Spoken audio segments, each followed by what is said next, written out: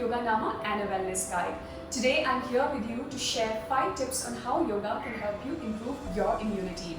These are the times of the COVID-19 pandemic, and rightfully so, everyone is very worried about their health and immune system. The good thing is yoga has a solution for us, and that is what we will look at in this class. Let's dive right into it. I'm going to share with you the first technique, which is called Bhastrika. Now, Bhastrika is a dynamic breathing practice which is also called a Kriya, and it is great to cleanse our lungs as well as generate heat in the body. All of that helps you improve your immunity. How do we do Bhastrika? So what you're going to do is take your hands up overhead and then exhale forcefully, bring your hands down, and then inhale forcefully, take your hands up. I'm going to show it to you one time.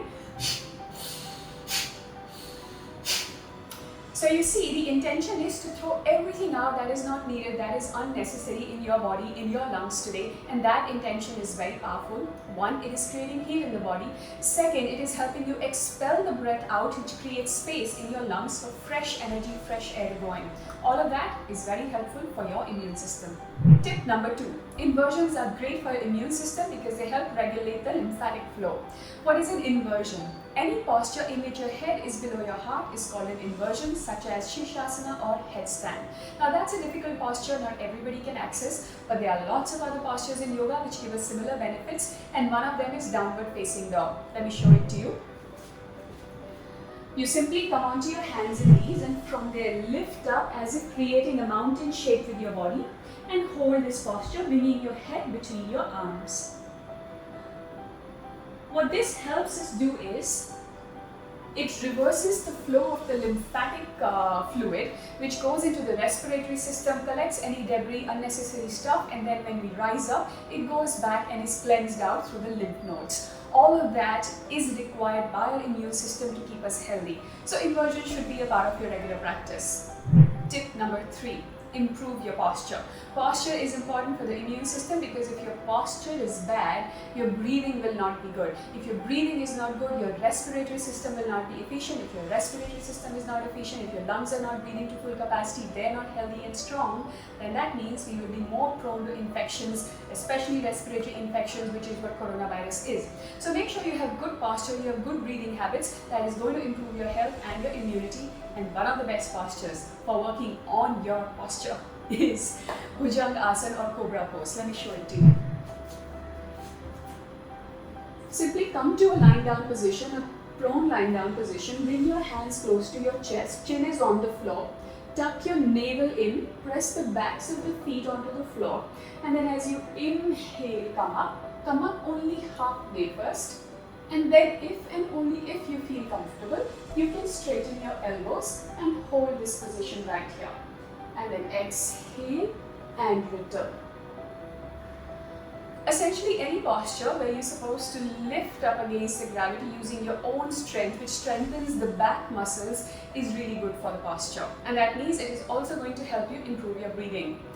Which brings me to my next point, tip number 4. Deep breathing exercises or pranayama, as we know them in yoga, are highly important in these times of the pandemic and in general as well. But particularly so right now because COVID-19 is a respiratory infection which is known to attack our lungs. And pranayama is an excellent way to strengthen your lungs. And what better than deep belly breathing to also relax and de-stress yourself. So pranayama practices, particularly deep belly breathing, is very good for stress and to improve our lung capacity. All you have to do with it is lie down and breathe mindfully. Let me show you how. So coming into a lying down position, place one hand on the belly, close your eyes, keep your knees bent, and then inhale deeply such that your belly rises. And then exhale completely such that the navel goes all the way to the spine. Inhale and exhale. Coming to the last point, point number 5, which is sun salutations or Surya Namaskar. Excellent practice because they service the whole body. What happens when you do sun salutations is you do dynamic movement, moving in and out of postures that creates heat. You might sweat. and more importantly, they help improve blood circulation. If the blood is flowing nicely throughout the body, then what happens? Even your white blood cells, which are cells of the immune system, will flow throughout the body, circulate, and when they're circulating throughout the body efficiently, they will get a chance to detect any kind of pathogen, virus, bacteria that may have entered through our system, and they can fight it and kill it right there instead of letting it spread into the body and creating a disease.